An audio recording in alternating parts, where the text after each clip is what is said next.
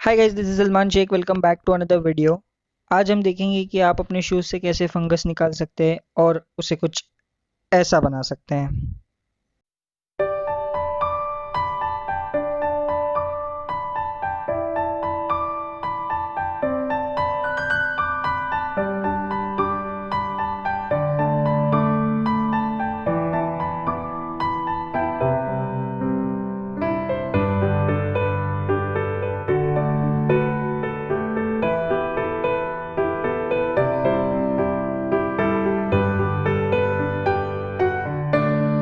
इसके लिए हमें चाहिए विनेगर, प्लेन वाटर, एक स्प्रे बॉटल, क्लीन क्लॉथ और चेरी ब्लॉसम कुछ शाइन के लिए।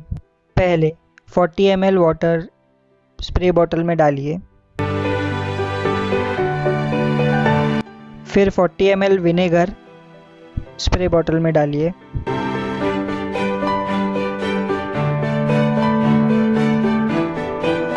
दोनों को अच्छे से मिक्स कर लीजिए। ब्रश का इस्तेमाल कीजिए फंगस के पहले लेयर को निकालने के लिए।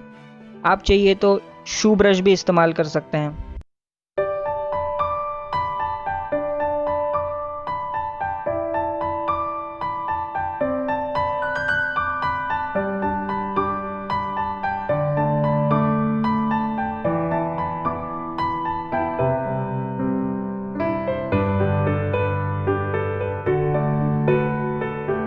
शू पर स्प्रे कीजिए और उसे क्लॉथ से साफ कीजिए।